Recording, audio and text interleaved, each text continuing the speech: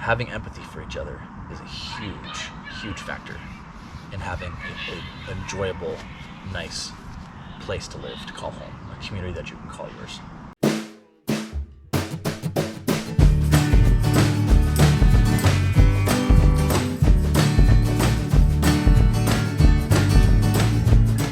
So all these things that I'm talking about that are good for Boulder, I would like to be here to enact that and collaborate with all of the other city governments in doing that.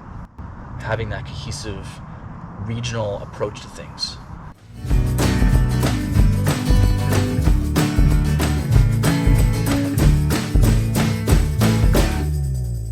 They're trying to meet their basic needs. And so those words are going to come out of my mouth a lot. Meeting basic needs. Yeah. Because from what I've seen and what I've experienced, when you meet those needs, everything else gets easier and gets better for everyone.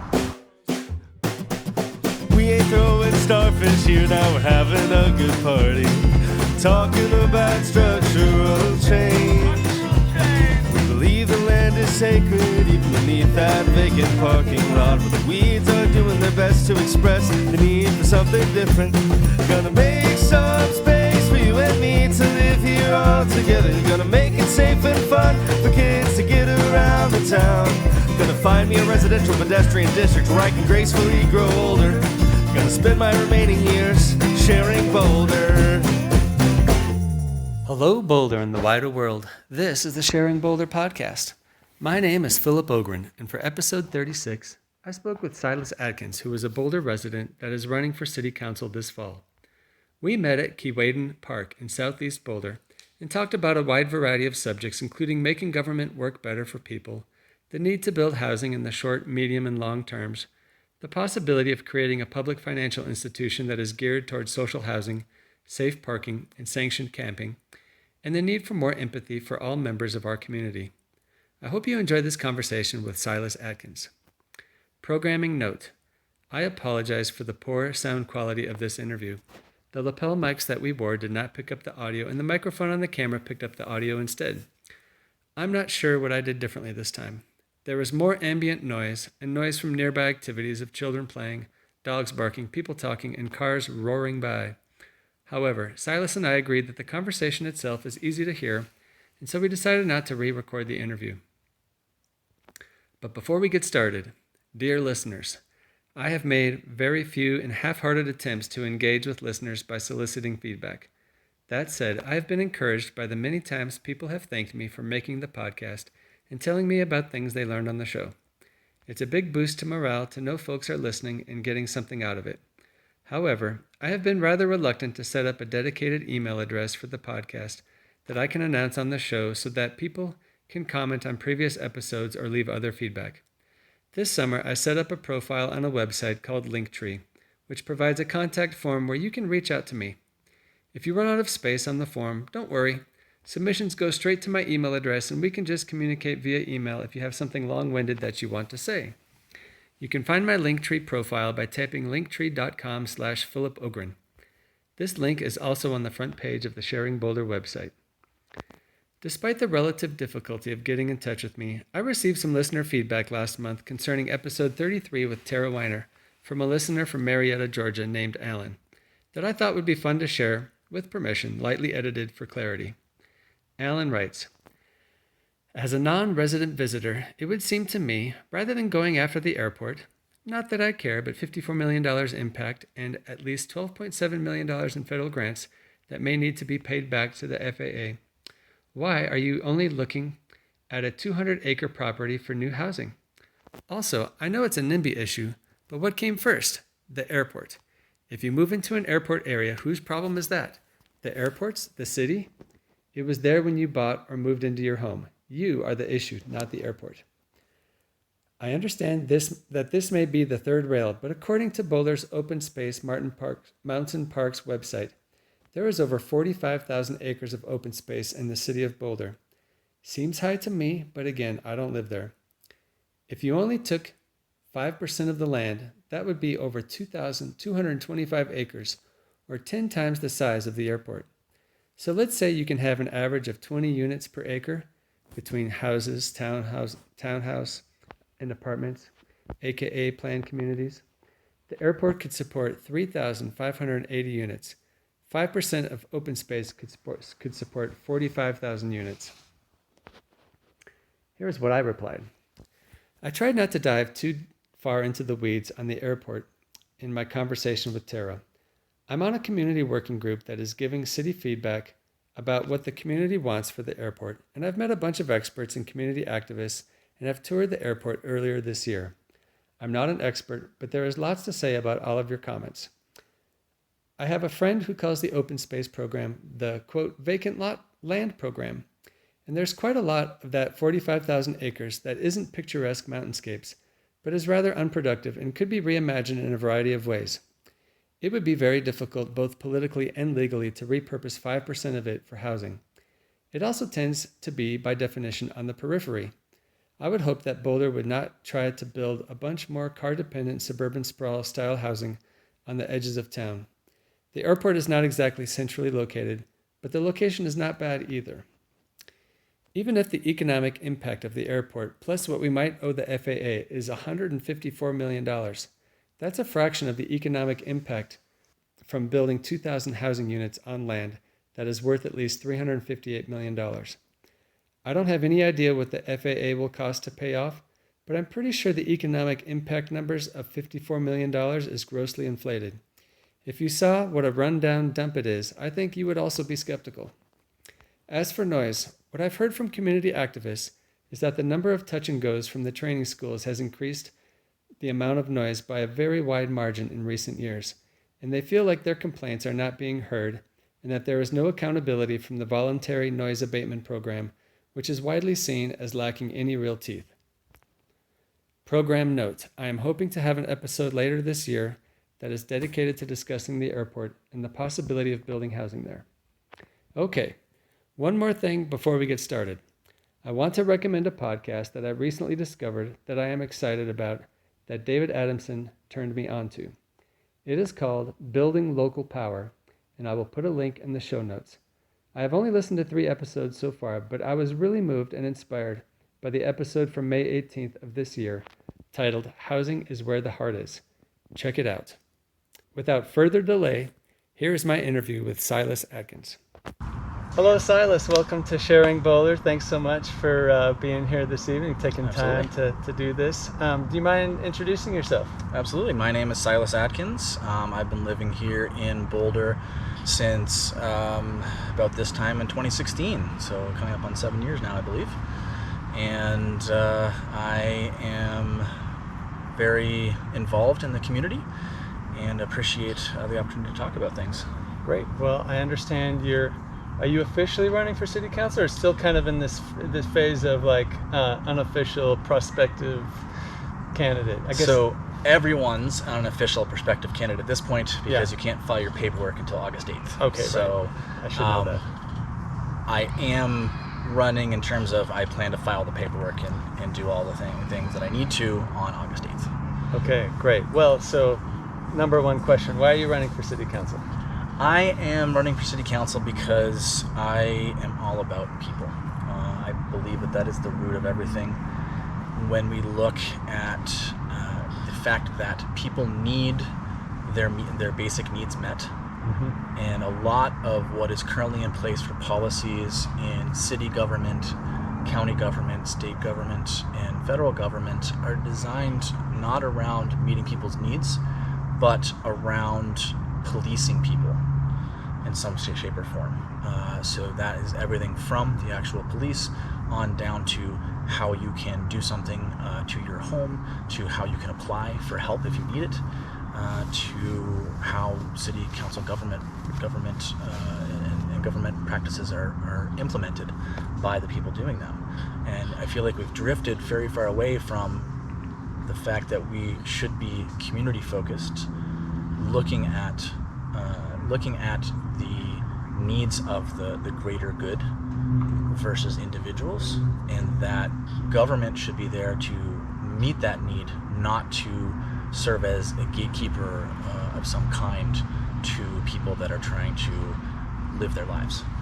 Okay, so when you use that word policing, it was a little different than what you often hear about police, and Yes. the the jobs that they undertake. It seems like maybe you're expanding that to include. Well, I mean, the first thing that kind of popped into my head was like maybe an HOA, the way they regulate with Yes. how you can paint your garage door. Correct. Yeah, that's a great But maybe example. you also meant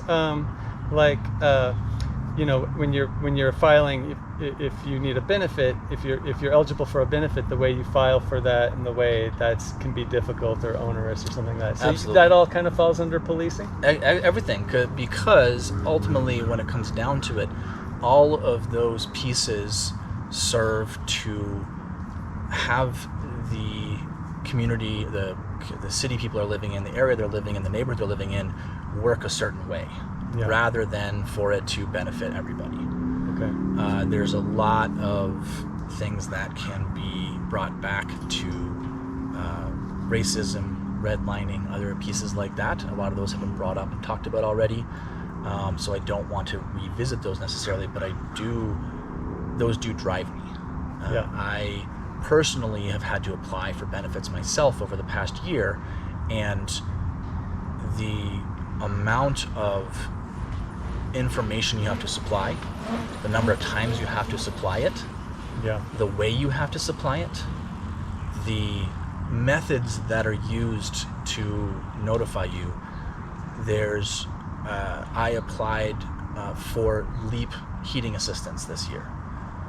Followed all the guidelines. I in fact called into the call center to ask, can I do it this way? They said yes. Submitted by email all the forms I needed. Got denied. No reach out to ask anything about the forms, no clarifications made, absolutely nothing except for you're denied. And when I called to clarify, they said that my paperwork didn't reach them in time. Because I had emailed it, it takes them 5 business days to process that. And the deadline was 4 business days after I emailed it.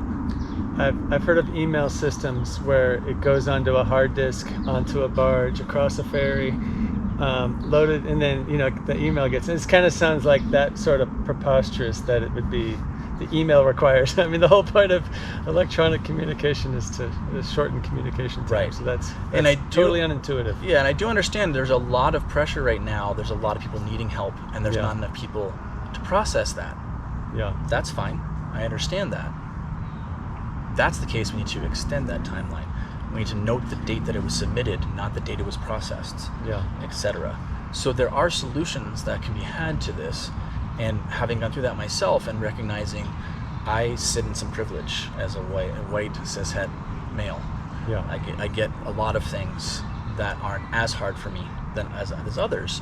And so if I'm having this much difficulty in my position accessing these, what are other people dealing with?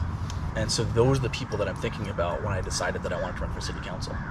I saw that there was work to be done here locally, and I've come to the conclusion that starting with the local and building up is the way to go. Many people talk about changing things at the federal level, and that takes a lot more to do. I totally appreciate that, because I feel like in Boulder we have a lot of ability to, make positive change that's like a model for other communities, and it doesn't require national campaigns or, it always feels like very distant and unlikely, and the odds are against you at the higher the level you go to. So right. The difficulty lies in that a lot of the funding comes from that level. True. And so that often comes with stipulations that the local governments and agencies have to follow. Yeah. And so at some point, I believe it needs to be addressed. And to start, I feel that by showing that things can work a better way that benefits people at the local level, that makes it easier to spread. Okay, so other areas. we've touched on kind of a lot of things, and some of it just honestly feels a little coded to me, what you're talking about. And so maybe what you're saying has to do with just bureaucratic efficiency, so that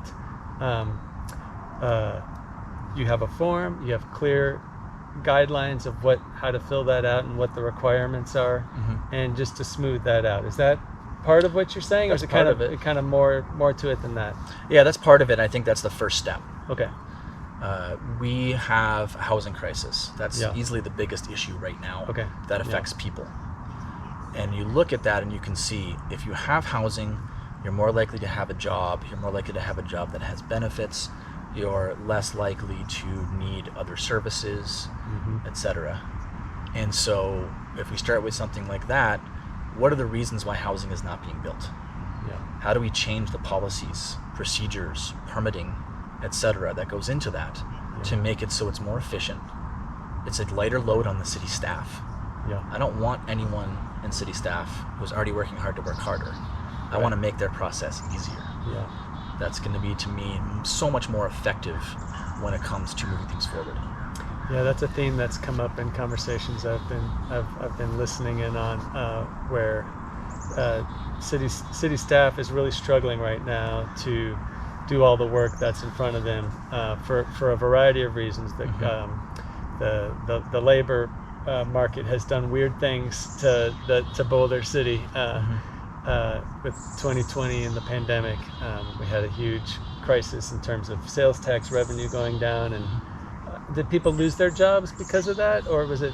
Yeah, I mean, Yes, people were laid off, right? There were layoffs. Yeah, Yeah. the Boulder City of Boulder workforce was reduced by, I don't remember the percentage, 40% or something like that, Yeah, because it was a there lot. was Yeah. a lot of aspects that were public facing in terms of Parks and Rec and other areas where nobody was able to access those things for quite a while, and so they had to Building up use that the money. capacity is really Right. not easy. It's not instantaneous. Right. Yeah. Yep. And added to that, because we have a housing crisis, it's harder to attract people to live and work in Boulder because Right. they're not being paid enough to afford the housing costs here. Yeah. Boulder is, if not the most expensive, one of the most expensive on the Front Range, and rivals some other areas like Vail and Aspen and places like that for cost to live. Well,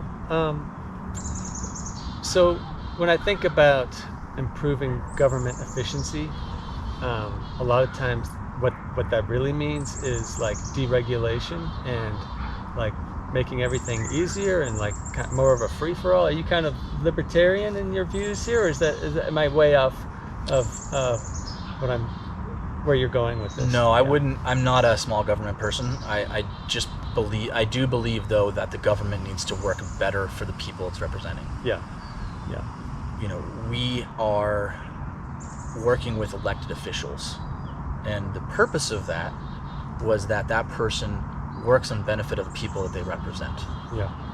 And right now there's a lot of small vocal minorities of people that have the time and energy and resources to let their voices be heard to the people making decisions that doesn't necessarily reflect the larger community's needs. Yeah.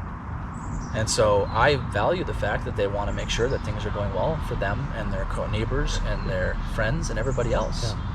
And we need to be looking at the same time at everybody that needs to be included in the conversation. And there are many people that historically have not had their needs met in all over the country, but especially here in Boulder.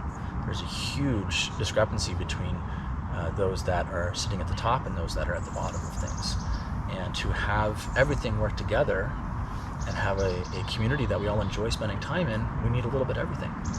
Yeah. Well, I'll just mention that there was a recent Ezra Klein show episode where he talks about he has a guest that he interviewed who talks about the ways that government employees who implement the laws they get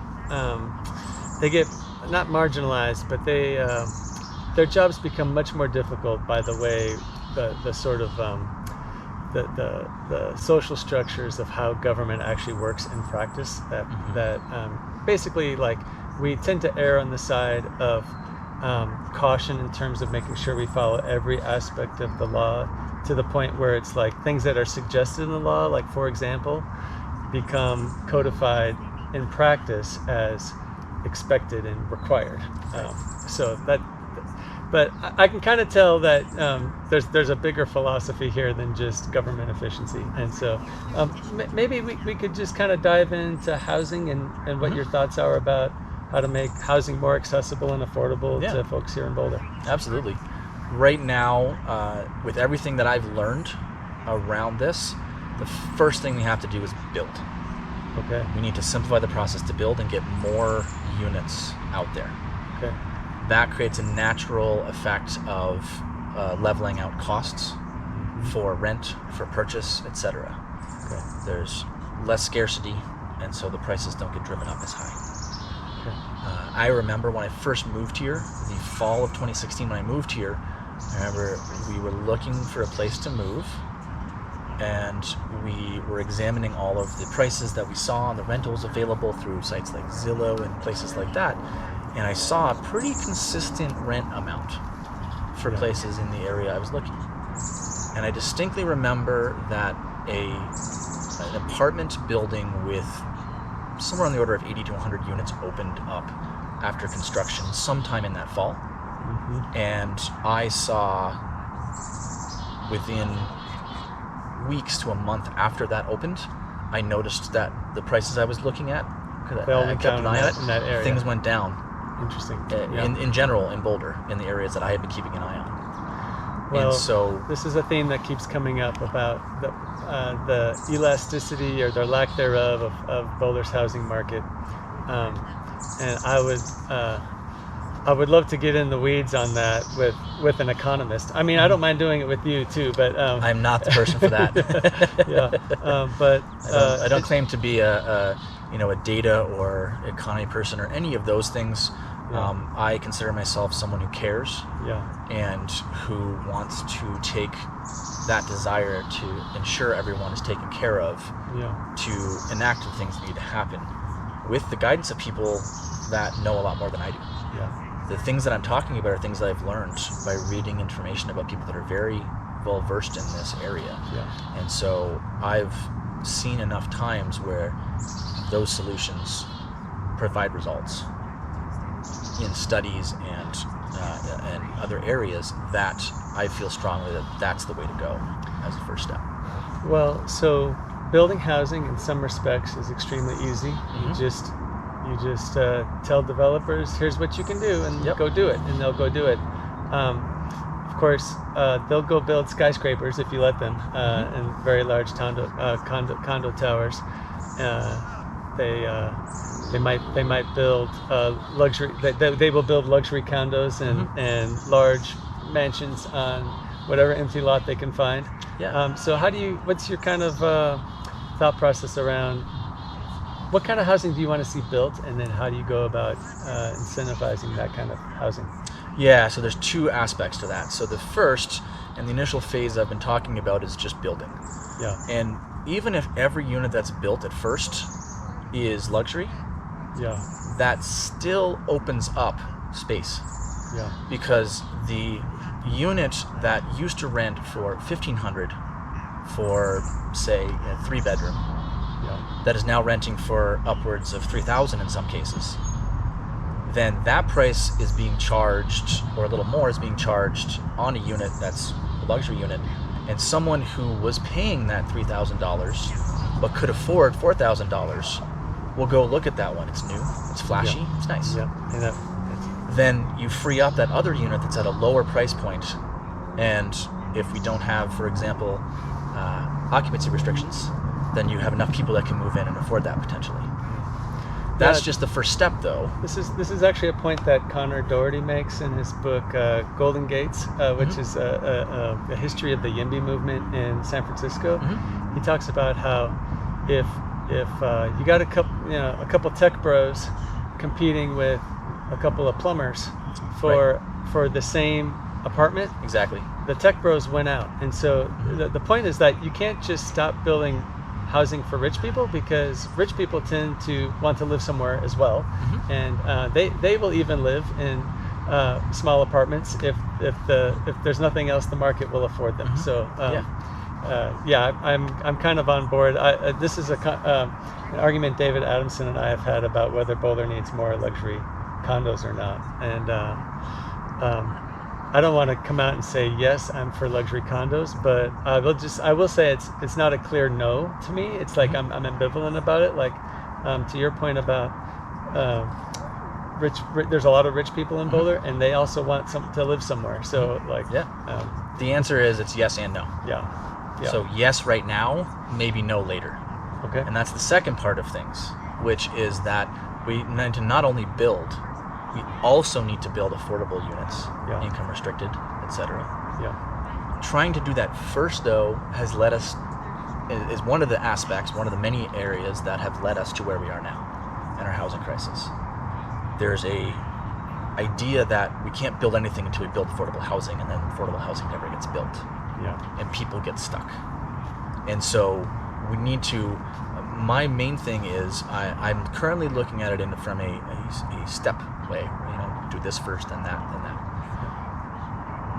My preferred is that we're doing it all at once. Yeah. So while we're having more housing built, we're also simplifying the permitting process to build housing. We're also looking for sources of money for affordable housing projects. We're also making sure that we have immediate shelter needs for those that are experiencing homelessness. We look at safe camping sites, safe parking sites. So all of these need to be done together to make this successful. And typically what you see is one is done, it doesn't work, everybody says, see, we told you, Yeah. and then nothing else happens. Yeah, if you do one thing in isolation, amazingly, it doesn't fix all the problems. And Right. then you can kind of point to it and say, hey, it didn't fix all the problems, and pretend like that Yep. it didn't work. Exactly. Yeah. Yeah. So we build the housing with the current permitting process. May take a little longer, but it's being worked on. Yeah. We work on those other things at the same time. Get it all It'd be done. interesting to have data that just showed if the staff had the tools to make their jobs more efficient, how much housing would get built. Yeah. That would be kind of interesting to know. I have a feeling that's out there somewhere, that Okay. there's No. some efficiency pieces and or simplification stuff out there, I'm guessing. I haven't run into it personally. Yeah, but again, I'm not a data wonk, so if we run into an article or a study or Yes. something, please send it and we'll Absolutely. post it. Yeah. Okay. absolutely. Okay. So, well, so one thing I would like to ask you about is, I think you mentioned that at the Raucous Caucus that you rent, Yes. and I'd be curious to know, like, I've recently come out as a renter. I've always thought of myself as a future home buyer. Okay. And so like renters are like other people's problems, in some ways. I was being a little glib there, but yeah, I've really kind of tried to own the fact that I'm a renter, and by all likelihood, it sort of seems like I'll be one for a long time. Yeah. And so I'm kind of just curious about how that shapes your view of being in Boulder and wanting to have a voice at the table in Sure. city council. My first question would be to you, what caused the shift from being a future home buyer to being a renter for you? Well, it's kind of funny because someone actually pointed it out to me. Okay. That I was a renter, and I was kind of like, yeah, I that's true. I am a renter, which is kind of, like it doesn't take a genius to figure that out. You know whether you own your place or not. But it is funny how I've kind of always affiliated with the notion of like, well, I'm gonna have my shit together enough to be an owner someday, and so that's kind of where my headspace is at. And when I filled out the application to apply for Housing Advisory Board, they asked me if I was a renter or an owner, and I had gotten a little bit of feedback from somehow, I don't remember. It wasn't through the interview process, but just the fact that because I was a renter, that was important to have a renter's voice at the table in Housing Advisory Board. So Absolutely. that's kind of where it came into focus for me, was that process. Yeah, absolutely. For me, I've never desired on my own to want to own a home. Yeah. And that's especially true for me lately as I've really shifted how I think about things. Because I don't know if it's the final step, but the next thing after all of the housing aspects I talked about earlier is social housing. Yeah. I'm starting to sour on the concept of owning the grass in front of us. Yeah. And how that works. It gets very far away of what is sustainable for the earth when we look at climate change Yeah. and how things are. And there was a time where there was a better balance. Quite a long time ago at this point. And I want to see us get back to that. We can't go to the way things were, and I still feel we can get to a better place. And so doing things, I mentioned affordable housing being built at the same, starting a housing project of some kind at the same time luxury housing is being built, at the same time everything else is happening. And another aspect someone brought up, which I really have gotten behind, is looking at a public interest bank, a banking institution, I should say. I don't know if it would be a bank or not, that is available with funds to fund affordable housing projects. So you don't have to go to an institution's that is their sole purpose is to make money. Yeah. It's money that is used for that project. Well, not and just potentially make comes money, back but to mitigate all the risk and make sure everything is following, pro formas that kind of followed their recipes for what makes sense in the current housing market, right? You want to be able to do things that are kind of outside the box. Yeah. In the big picture, housing should not be a commodity. Yeah. It should be a basic human right. Interesting. Well, when you brought up social housing, when you brought up the fact that you don't have a desire to own a house, that's something like over the last 10 years I've really shifted my brain on. Like I said before, I've always thought of myself as a future homeowner, and I've also been going through something similar where it kind of starts with the fact that it feels like a rigged system, and I don't really want to participate in a system, even if it's to my advantage, that feels rigged. And I still feel like I have to participate in the housing economy by renting someplace, somewhere, at some level, right? At some rent level, but to design my life around getting that down payment and then orchestrating the payments for the next 30 years and then defending that interest that I've put into it. It's a kind of an all-consuming pursuit that I personally want to let go of. Yes. And figure out ways that I can engage with the housing market that feel like I'm not just elbowing out my less competitive neighbors. I'm actually engaging in a way that's inclusive and makes space for other people. Yeah.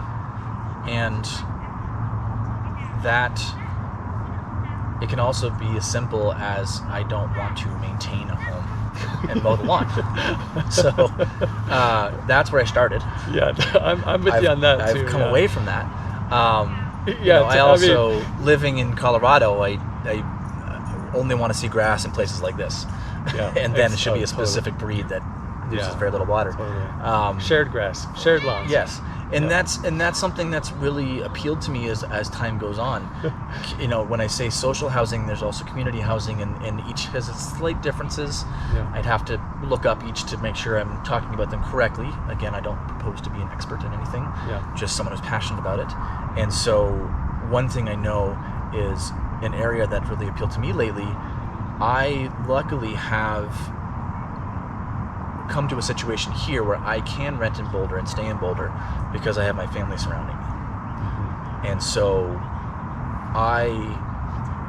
we have jokingly in the past as a family said, let's buy a multi-unit house and we all live in it, so we're all next to each other. Yeah. We came close to that.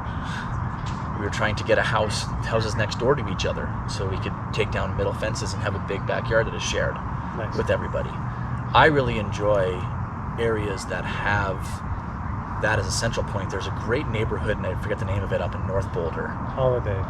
Okay, potentially, where there's a park in the middle, everything is facing the park, all the parking is around back, so it really allows people to potentially come out and come together in a shared common space, and focuses on that versus surrounding a cul-de-sac where everybody's driving in.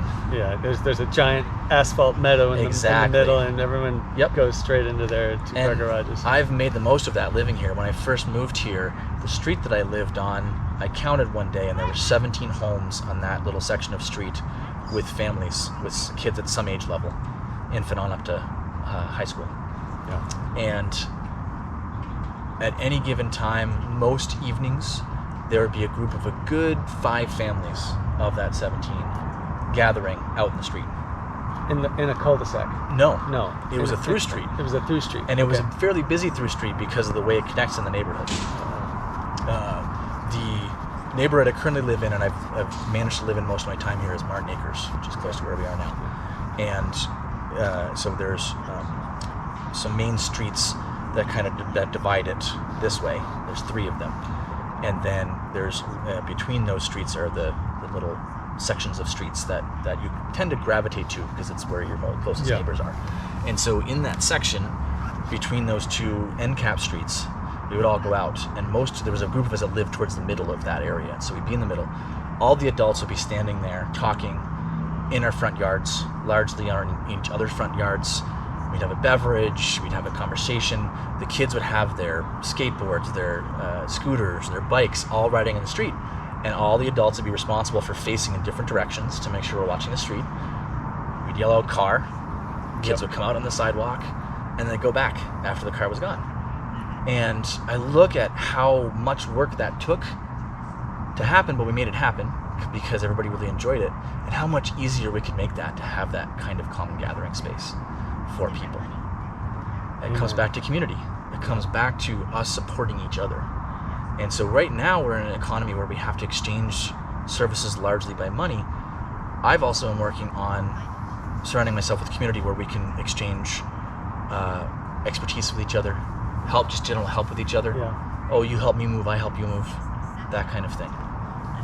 And really expanding on that idea of bringing us all together and meeting our basic needs.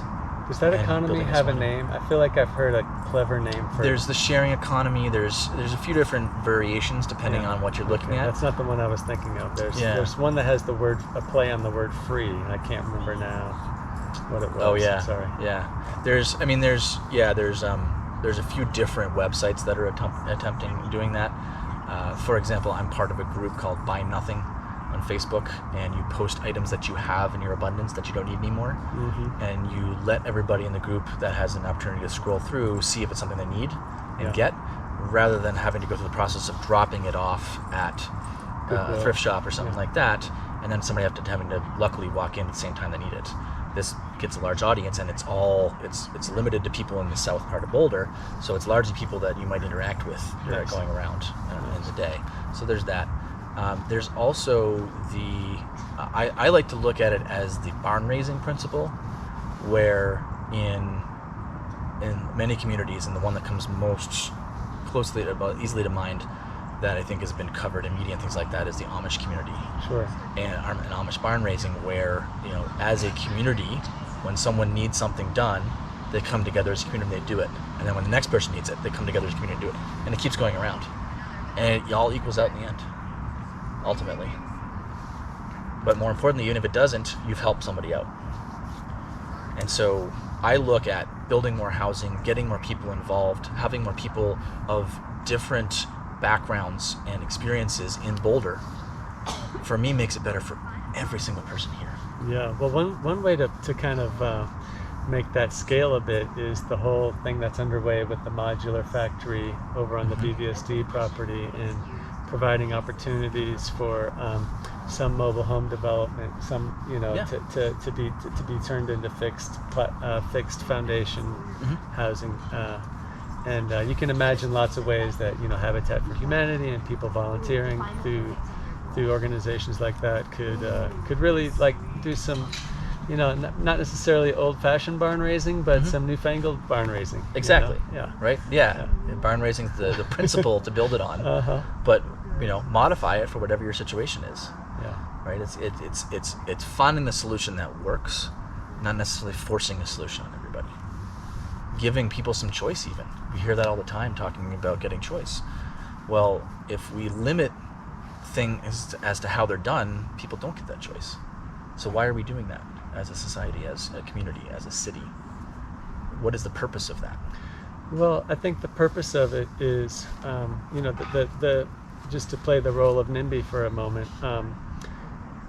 If you give lots of people lots of choices about how to change the community, and they can just go and do that, you may find yourself with a bunch of developers swooping in, building a whole bunch of stuff that really changes the character in profound ways that is community destroying rather than community building. So like, how do you imagine that this unfolds in a way where what you have in the end is a richer, more highly socially connected community rather than like,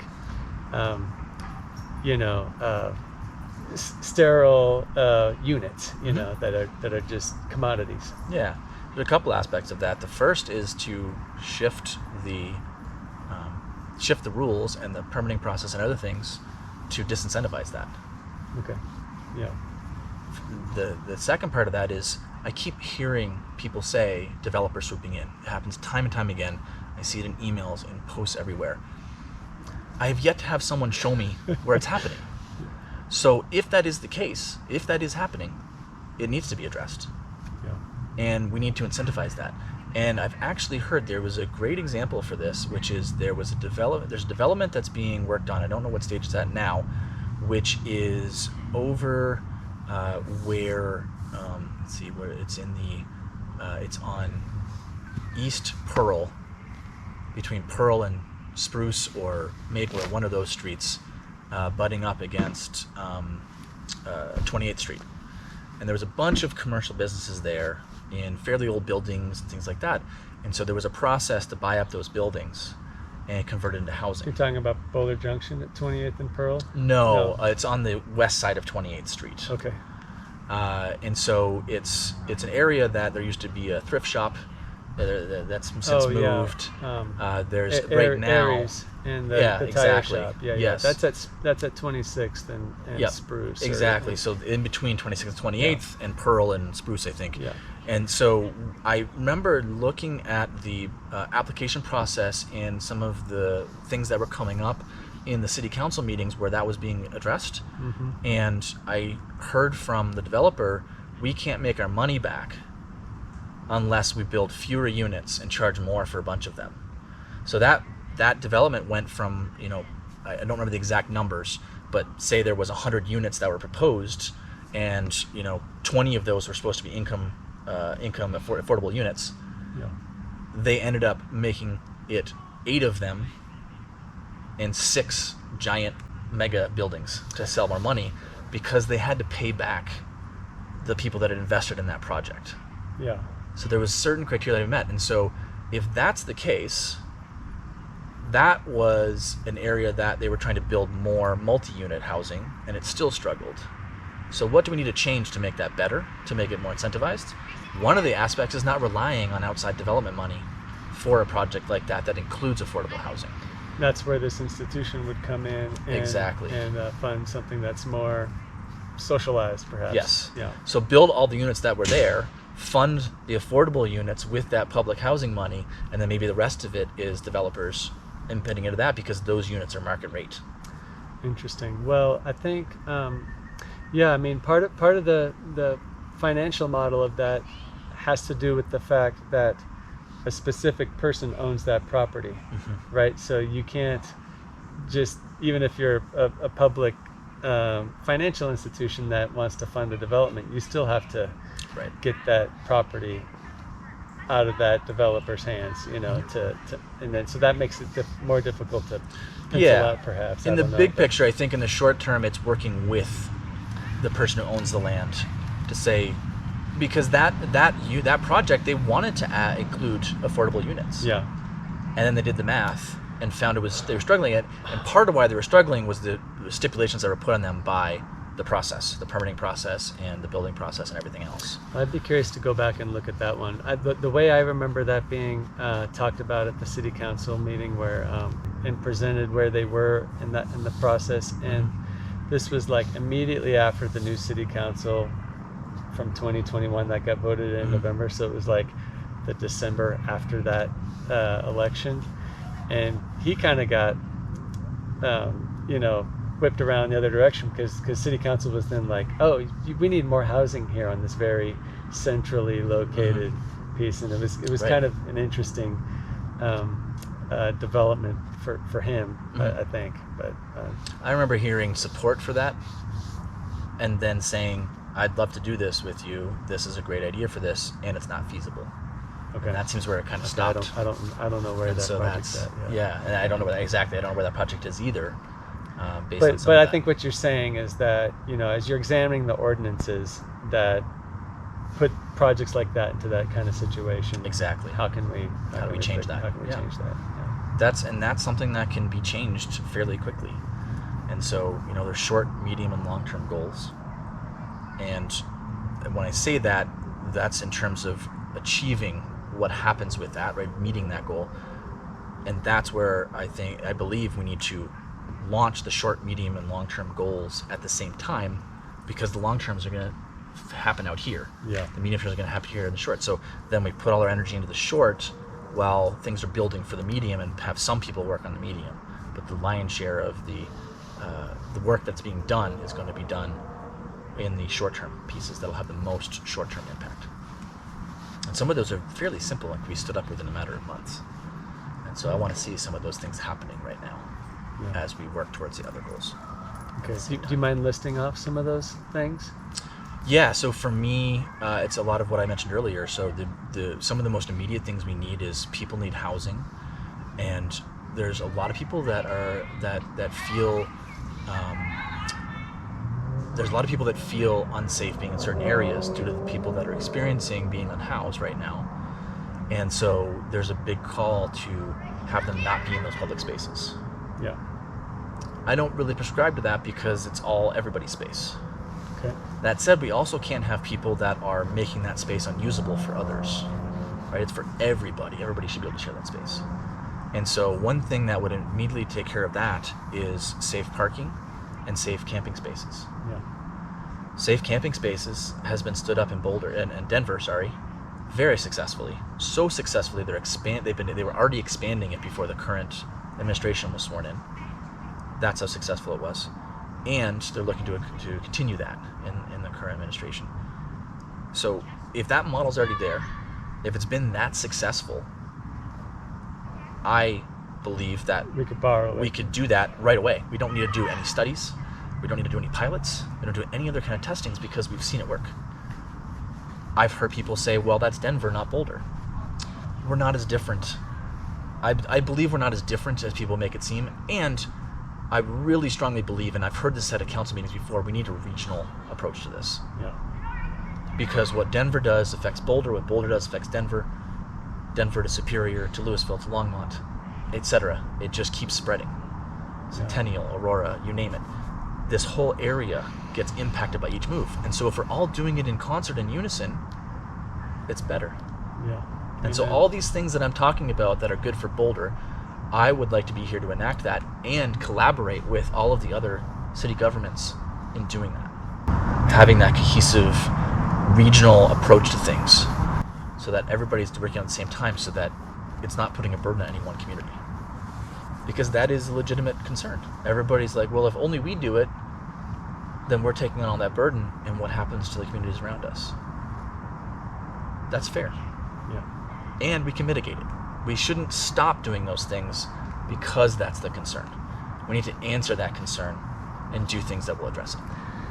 Well, I don't want to trivialize the homelessness problem in any way, and it's a really serious crisis that we just need to be all in on and solve it. Mm-hmm. But one of the things, and honestly, it kind of gives me hope, is one of the things ways to think about it is, I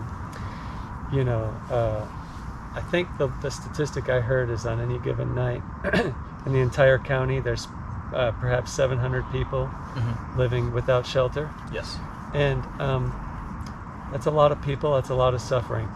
But in the grand scheme of the size of our economy and our capacity to build housing and to provide services, it's really not that big of a problem. I mean, it's a solvable problem that we can tackle and fix.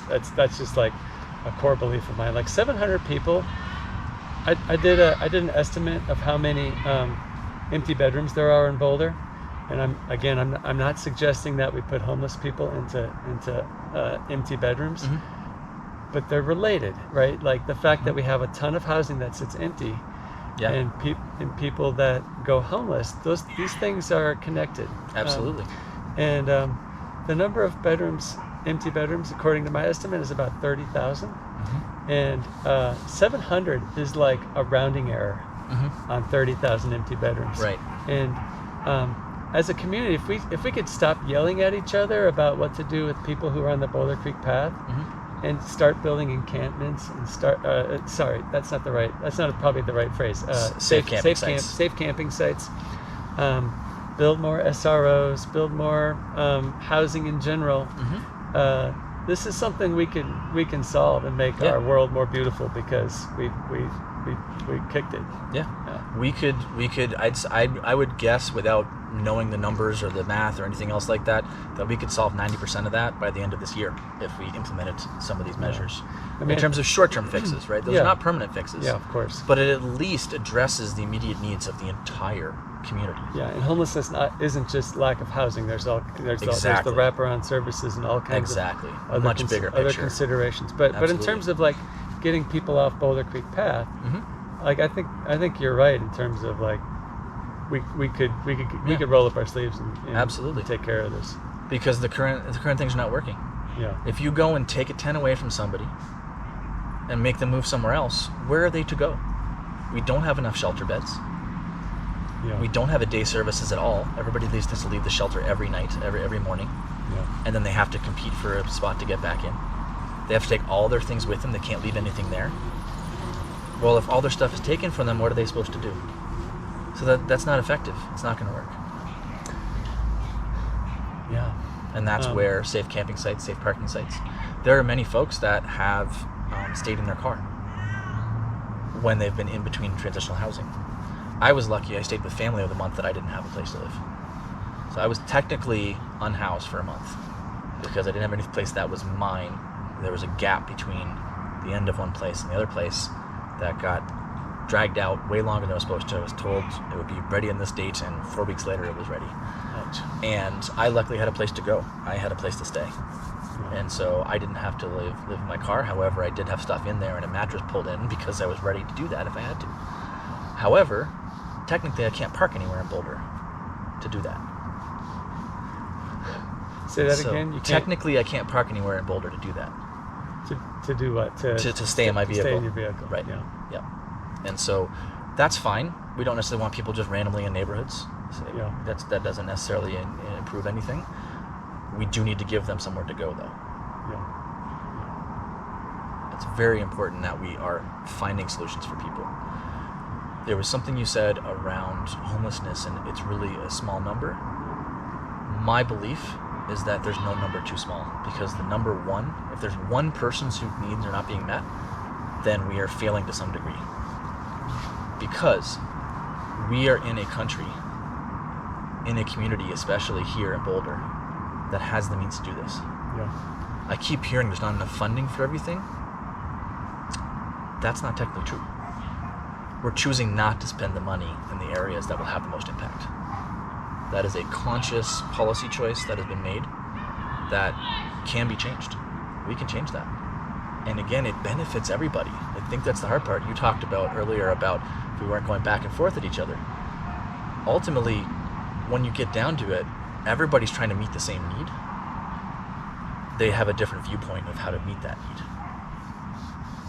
And that often conflicts. Yeah. Because people are in very different situations. So what works for this person doesn't work for this person. Okay, so let's find a solution that covers both of those scenarios. At the same time, brings us closer together. Having empathy for each other is a huge, huge factor in having an enjoyable, nice place to live, to call home, a community that you can call yours. Amen.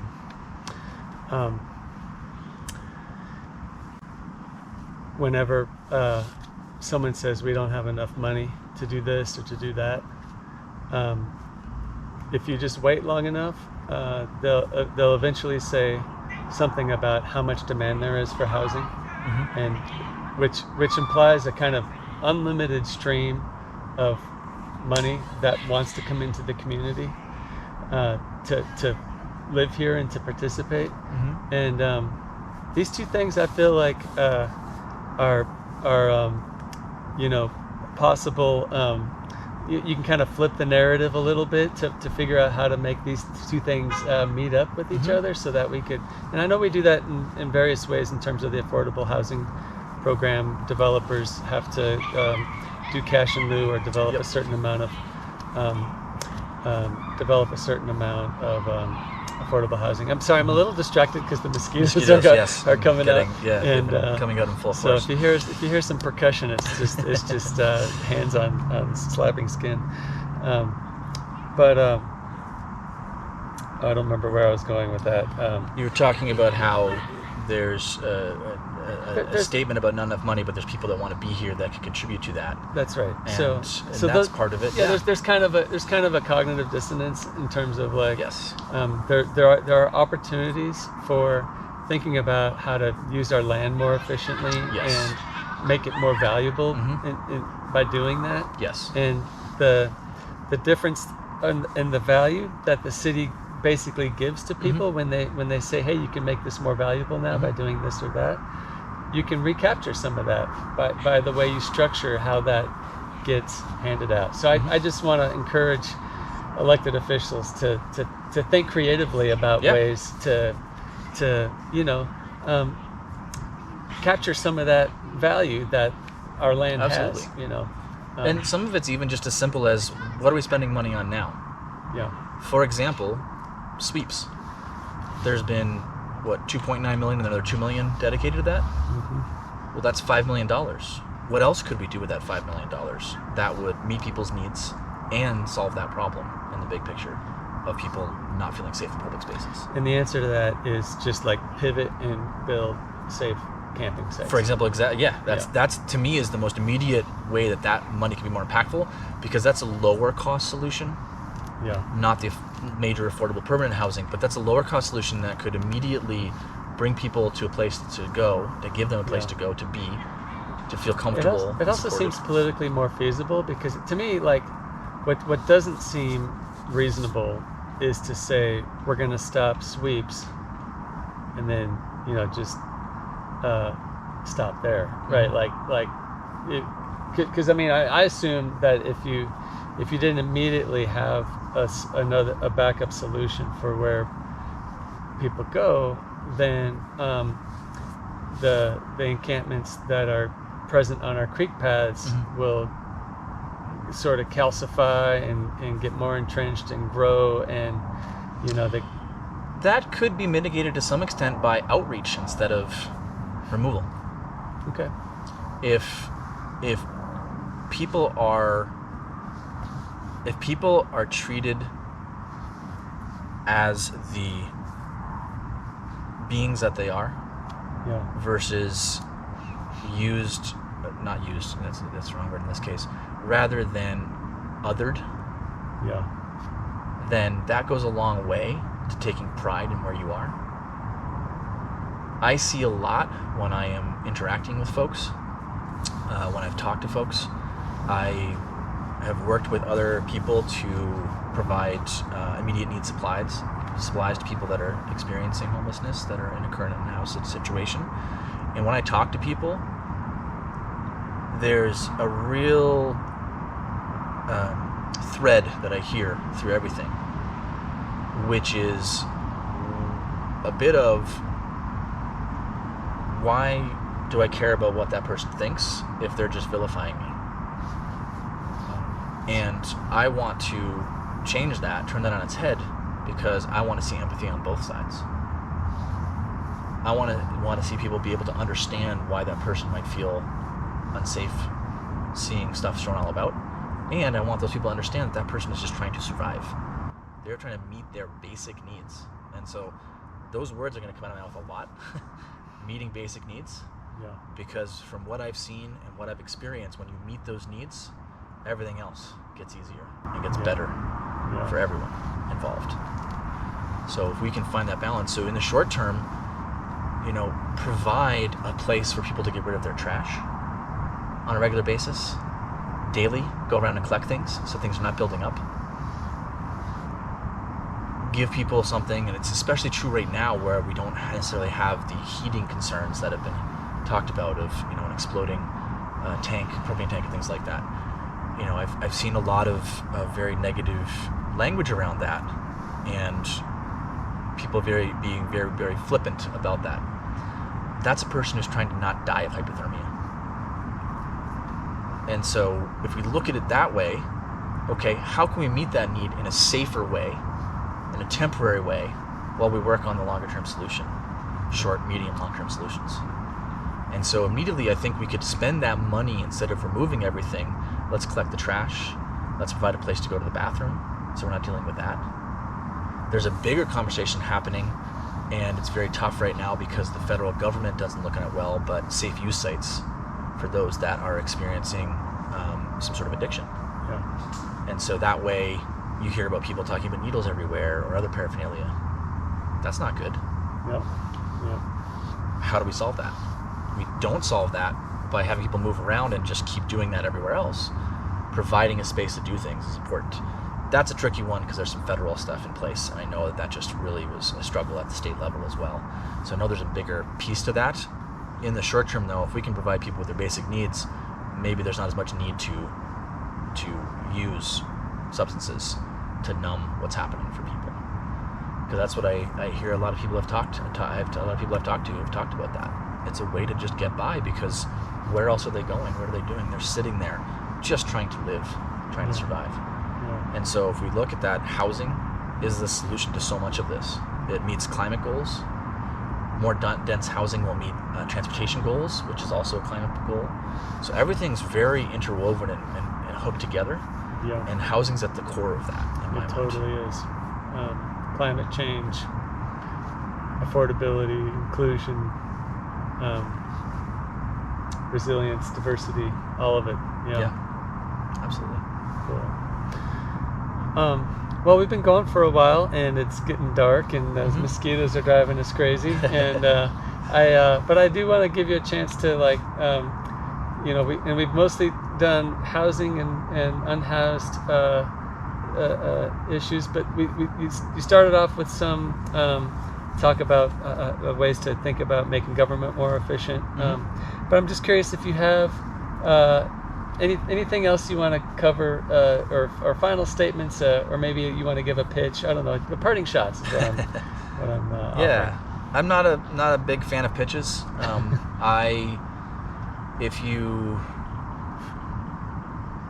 I want to say that if there are people out there that want to see things happen that will benefit them and feel that this current solutions are not working for them, I hope that I can be a voice for those people. I don't want to speak for people. I want to speak on behalf of people. I want to champion their voices. I want to support them and to some extent I am part of the people that needs may not be met right now. Yeah. However, I am at least able to maintain things with my situation. And so to use my experience and talk to people and get their ideas and bring that to the table is a big part of why I want to run for city council, to make sure that is happening. Cool. I think two small personal notes. I think you got here on bike. Is that true? Yes, I did. Yeah. And is that your primary mode of transportation? It is not, unfortunately. Okay. I find that with the and I'm focusing this week especially. I wasn't here. I wasn't able to attend the Raucous Caucus in person because I was traveling to visit family, and now that I'm back, we have free fare. So I'm trying to take myself and kids in my life and everything else to do more of this. Nice. And so I really tried to ensure that today I only use bus and bike to get places. Okay. It wasn't easy. Okay. There were times where there was a large gap between when I needed to take the bus and when it arrived. Ouch. Yeah. It's a big one. And I was using the Skip mostly, which is probably the most used line in all of Boulder. Yeah. Other than the regional buses, like the FF. It can be very frequent depending on the time of the day. Exactly, and so that it was a big struggle, and when I moved here, that impacted me as well. Moved here as a two-person household initially, moved with one car, and tried to have only one car, and ended up buying a second car because time-wise, It was very difficult to make that jobs, work. Getting to after school activities with kids, etc. was very difficult for me. And I see that some people have successfully done that on bike, and I applaud them. I haven't been able to do that with my situation, especially the amount of times I have to leave Boulder for different things. And so I do have a car, and I do use it more than I should. So I wasn't trying to imply, I wasn't implicitly wagging my finger or anything like that. I was just curious. Cause this is just something I'm going through right now. Okay. And so I purposely made sure that when we were talking about a place to meet, it was someplace I could bike to. Okay. Right? And I knew that wasn't too far away for you to bike to and everything else. So what I was getting at is I had grand visions. It didn't work because of the situation. Yeah. And I want to change that. Yeah. I want to be doing more of this. And so the first step I'm trying to do is not to do a little errands in my vehicle, to save it for out-of-town trips. Yeah. And try and bike and bus around. Okay, great. I luckily have an eco pass with my job, so during the school year, or during the rest of the year when it's not zero fare, for RTD, I plan to start doing that more as much as I can. Good luck. I applaud the effort. I think it's really great to try out some of these things in the summertime when sometimes the schedules can be more relaxed. Of course, you've complicated your schedule by running for city council, which is going to take some time. Absolutely. But, I think it's worth it. And if I get to those on public transportation and bikes, it'll be even better. The other thing I want to ask you about is the kilt. You're my first interview guest, as far as I know. I've had a few guests on Zoom, so I don't know exactly what they're wearing below the waist. But I think you're the first interview guest that's showed up in a kilt. So what gives? So a kilt is something I've wanted to wear for a long time. I didn't do it before, for various reasons, and those aren't important now, but I got to a point where I said, I just need to do this. Okay. And so... It's a bold fashion statement? Is that what you're saying? Or a personal I wouldn't statement? say all that bold. Yeah. I mean, there's more people wearing than people think. Okay. But yeah, there's not many in Boulder. Right. I can count on 2 fingers the number of people that I've seen besides me wearing a kilt around Boulder. One of them lives in my neighborhood. Okay. And he's actually helped me find the company that I got this from. It's a multiple factor. One, there's historically a lot of pieces around, men not wearing dresses and other things like that. And I've realized that that's a fairly American thing, United States, because a lot of other cultures, there's long garb in that culture for various reasons. And so it's a simple way. And the design of this kilt in particular was something that was important to me, to have enough pockets for all my stuff, be easy to get on and off, and it's honestly very comfortable to walk around in. Okay. I enjoy wearing it when I'm going out places, over shorts and pants. It's not always practical, but I love it. And honestly, I love how many people comment on it because it is so rare. The amount of people that I get, I'd say at least once a day if I'm out of the house, someone says, nice kilt. Yeah. And a lot of people said nice dress or nice skirt, and I was like, whatever. But so it's a combination of comfort. I do have Scottish heritage in my background, and so this is actually the tartan that my family is from originally, and so that was another factor as well. So that kind of spurred me to want to do this kilt. Okay, cool. And in learning about it, I learned it doesn't matter if you're Scottish or not. Anybody can wear a kilt. Yeah. It's not anchored in Scotland. It's most popular there because of the history of it, but it's not something that's considered, appropriating culture or anything like that. Okay. It's free for everybody to wear, and you can wear any kilt. You don't have to wear your own family's kilt if you don't have one. And there's been many kilts that have been designed and custom designed for people that are individual. Okay. There's one for each of the states, I believe, that have been done at some point. There's one for different military branches and things like that. So there's lots of stuff out there that people can use, and so I look at it as something that benefits me, and it starts conversations too, which is great because I love talking to people and hearing from them. Cool. Well, I've never given any thought about the possibility of wearing a kilt, but now that I've grown out a beard a little bit, hey, maybe that's what's next for me. Get a flat cap and a kilt and see how it looks. Okay. Give it a try. The nice thing is the one that I bought is not one of the full boat kilts, and so the cost is more like a nice pair of jeans or pants, slacks. Okay. And so it feels more feasible based on that. Nice. To just replace what I had with this instead. Great. Well, on that note, I'll just say thank you so much for joining me this evening, having an interesting conversation, and good luck in your your candidacy and Thank you. the effort. Hope you stay healthy and engaged in it, and that it's a fun experience for you. And, Absolutely. Yeah, Philip, thank you for having me on the podcast. I appreciate that we had this chance to talk and have this discussion. Great. Gonna find me a residential pedestrian district where I can gracefully grow older. Gonna spend my remaining years sharing Boulder.